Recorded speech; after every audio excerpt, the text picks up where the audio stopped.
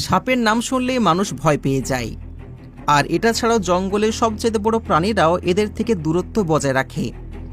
আসলে সাপ এতটাই বিপজ্জনক এবং বিষাক্ত যে এদের দেখে অনেকের ঘাম ছুটে যায়। কিন্তু কি হবে যখন পৃথিবীর সবচেয়ে শক্তিশালী এবং বিষাক্ত দুই সাপ একে অপরের সাথে লড়বে? কে কাকে পরাজিত করবে? এই লড়াইয়ে সাপই কেন একটা সাপকে খেয়ে নেয়? হৃদয় বিদারক এই লড়াইয়ে কার জয় হবে এবং কার মৃত্যু হবে তা জানার জন্য এই ভিডিও শেষ পর্যন্ত সঙ্গে থাকুন।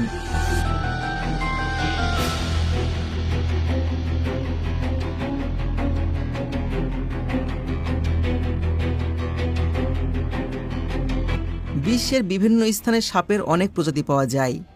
সাপের এই প্রজাতিগুলোর মধ্যে অনেকগুলো এমন প্রজাতি রয়েছে যাদের দ্বিতীয় নাম মৃত্যু, অর্থাৎ এমন সাপের কামড় থেকে কোনো মানুষের বাঁচা খুবই কঠিন, বা বলা যায় একেবারে অসম্ভব।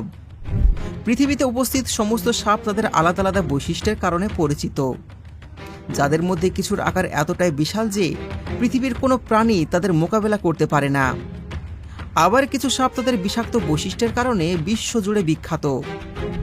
যাই হোক, সাপের আতঙ্ক সবসময় বিদ্যমান, যা অস্বীকার করা যায় না। একদিকে পাইথন এবং অ্যানাকোন্ডার মতন দানবাকার সাপ রয়েছে, অন্যদিকে কিংকোবরা এবং ব্ল্যাক মাম্বার মতন বিষাক্ত সাপের তাণ্ডব। বিশ্বজুড়ে কিংকোবরা এবং ব্ল্যাক মাম্বাকে সবচেয়ে বিষাক্ত সাপের তালিকার মধ্যে রাখা হয়, কারণ এদের কামড়ে মানুষ তো দূরের কথা, হাতির মতন বড় বড় প্রাণীরাও মারা যায়। সাপের কামড়ের মৃত্যুর পরিসংখ্যা করলে দেখা যাবে যে বিশ্বজুড়ে পাওয়া সাপের বিভিন্ন প্রজাতির মধ্যে এই দুই সাপের কামড়ে বেশিরভাগ মানুষের মৃত্যু ঘটে। একটা হলো কিংকোবরা এবং আরেকটা হলো ব্ল্যাক মাম্বা। কিন্তু আজকের ভিডিওতে আপনি যে দৃশ্য দেখবেন তা দেখে আপনার হৃদয় দোলাবে। শুধু এই ভিডিওটি শেষ পর্যন্ত দেখুন এবং আমাদের মন্তব্য করে জানান যে এর মধ্যে কোন সাপটি সবচাইতে বিপজ্জনক।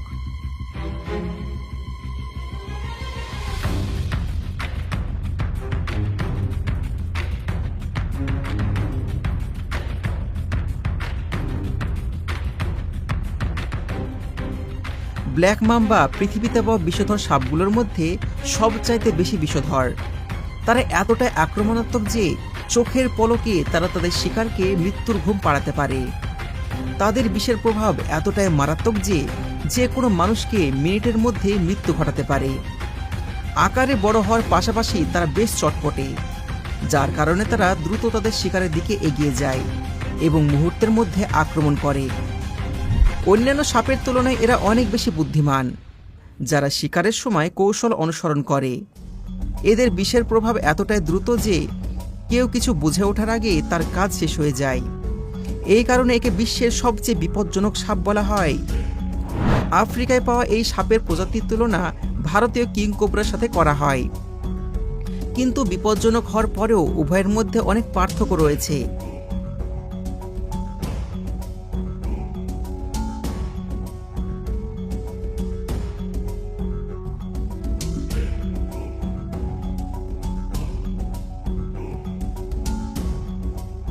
কিংকোবরার কথা বললে এটি ব্ল্যাক মাম্বার চেয়ে অনেক দিক থেকে শক্তিশালী এবং মারাত্মক। এই কারণে কিংকোবরাকে বিশ্বের সবচেয়ে বড় বিষাক্ত সাপ বলা হয়। আকারের দিক থেকে কিংকোবরা ব্ল্যাক মাম্বার চেয়ে শক্তিশালী এবং লম্বা। এই পয়েন্টে ব্ল্যাক মাম্বা কিংকোবরার থেকে পিছিয়ে পড়ে। তাদের শক্তিশালী শরীর এবং চমৎকার মনোভাবের কারণেই কিংকোবরাকে রাজা বানায়। ঠিক যেমন জঙ্গলে সিংহের মনোভাবের কারণেই তাকে জঙ্গলের রাজা বলা হয়।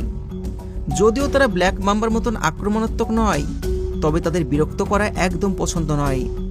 যদি কেউ তাদেরকে বিরক্ত করার চেষ্টা করে তবে তারা তাকে ছাড়বে না।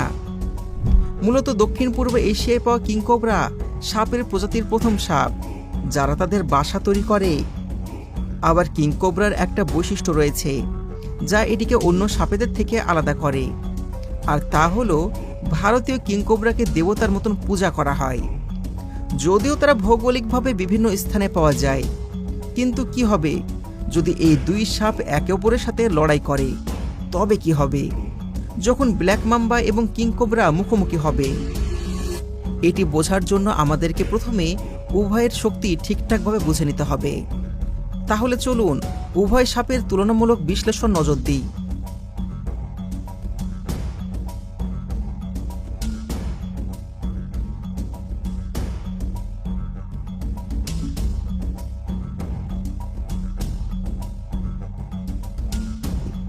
ব্ল্যাক মাম্বা সাউথ আফ্রিকা এবং ইস্টার্ন আফ্রিকাতে অনেক বেশি পাওয়া যায়, আর যারা আফ্রিকার সবথেকে লার্জেস্ট বিষাক্ত সাপ।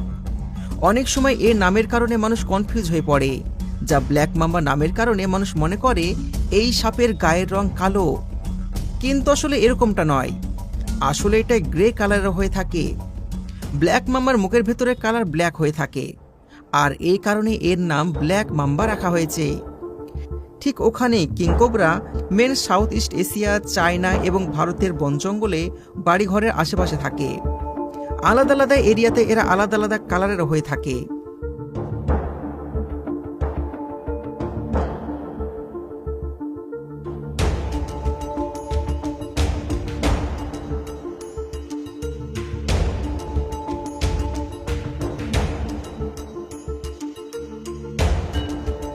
ব্ল্যাক মাম্বা পৃথিবীর মধ্যে সবচাইতে তেজ চলতে পারা সাপ বলা হয়, যারা মাটিতে অনেক দ্রুত চলতে পারে।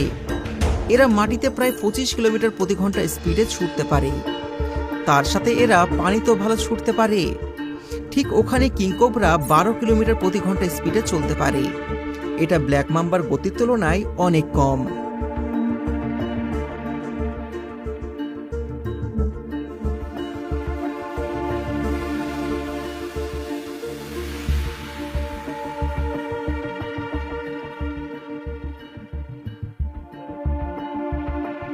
যদি আমরা দৈর্ঘ্যের কথা বলি, তাহলে ব্ল্যাক মাম্বা অনেক বেশি লম্বা হয়ে থাকে। এরা কোনো কোনো সময় 14 ফিট পর্যন্ত লম্বা হয়ে থাকে, যদিও অ্যাভারেজ 8 ফিট পর্যন্ত দেখতে পাওয়া যায়। লম্বা হিসাবে এদেরকে পৃথিবীর সেকেন্ড লার্জেস্ট ভেনমেস স্নেক বলা হয়। ঠিক ওখানে কিংকোবরা সাইজের হিসাবে ব্ল্যাক মাম্বার থেকে অনেক বড় হয়ে থাকে।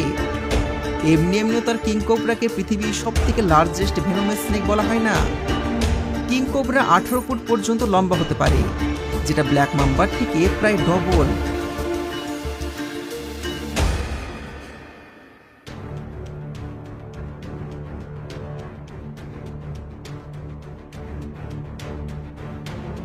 ওজনে কিংকোবরা ব্ল্যাক মাম্বার থেকে অনেক ভারী হয়ে থাকে। ব্ল্যাক মাম্বার ওজন 1.5 থেকে 2 কিলো হয়ে থাকে। ঠিক ওখানে কিংকোবরার ওজন 5 থেকে 6 কিলোগ্রাম হয়ে থাকে। ভারী এবং শক্তিশালী শরীরের কারণে ছোট ছোট সাপ কিংকোবরার সামনে টিকতে পারে না।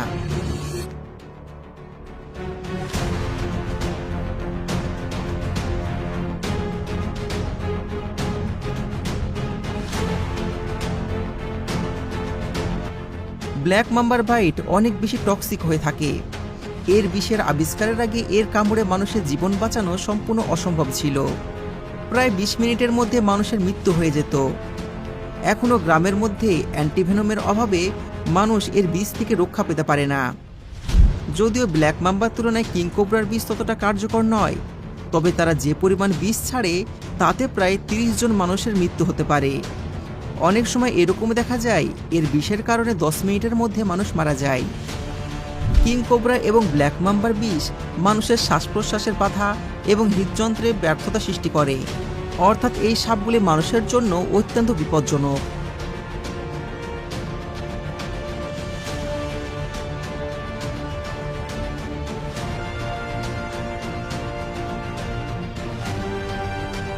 কিংকোবরা এবং ব্ল্যাক মাম্বা খুবই আক্রমণাত্মক এবং অত্যন্ত বুদ্ধিমান। এরা পরিকল্পনা এবং কৌশল নিয়ে তারা শিকারকে আক্রমণ করে। এই কারণে ব্ল্যাক মাম্বাকে বিশ্বের সবচাইতে বিপজ্জনক সাপ বলা হয়। যখনই তারা বিপদ অনুভব করে, তারা তাদের শরীরের 1/3 ওপরে তুলে নেয়। যদি কেউ তাদেরকে আক্রমণ করে, তবে তারা পাল্টে আক্রমণ করে এবং অনেকবার আক্রমণ করে। এরা তাদের প্রতিটি আক্রমণের সাথে শিকারকে কার্ডিওটক্সিন ইনজেক্ট করে। এখানে কিংকোবরার কথা বললে, কিংকোবরা বিপজ্জনক হলেও তারা সাধারণত শান্ত প্রকৃতির এবং মানুষের ওপর খুব একটা আক্রমণ করে না, মানে মানুষকে এড়িয়ে চলে। তারা শিকারকে ভয় দেখানোর জন্য ফসফস করে, তবে তাদের বিরক্ত করার চেষ্টা করা উচিত নয়, না হলে এর ফল ভোগ করতে হতে পারে। এই প্রজাতির সাপের মধ্যে এটি প্রথম সাপ যারা নিজেদের নেস্ট নিজেরাই তৈরি করে।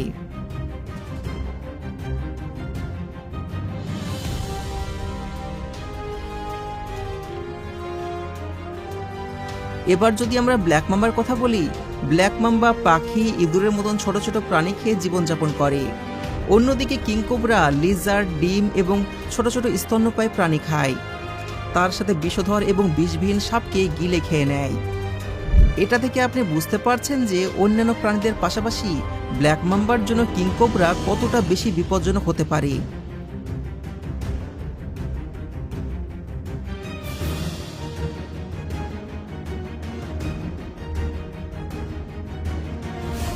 এই সমস্ত বৈশিষ্ট্য এবং উভয় সাপের শক্তি ও ক্ষমতা দেখার পর অনুমান করা যায় যে তাদের মধ্যে প্রতিযোগিতা কেমন হতে পারে। যেমন আগে বলা হয়েছে, এই দুই সাপ ভিন্ন ভিন্ন অঞ্চলে পাওয়া যায়, এই কারণে তারা খুব কমই মুখোমুখি হয়। কিন্তু যদি মুখোমুখি হয় তবে প্রায় প্রতিটি ক্ষেত্রে ব্ল্যাক মাম্বা পরাজয় হবে, কারণ কিং কোবরার বিশাল এবং শক্তিশালী শরীরের সামনে ব্ল্যাক মাম্বার টিকে থাকা সম্ভব নয়। যদিও ব্ল্যাক মাম্বা কিং কোবরা থেকে অনেক দ্রুত চলতে পারে, কিন্তু একবার যদি কিং কোবরা চোরা ফাঁদে পড়ে যায় তাহলে বেরিয়ে আসা সম্ভব নয়।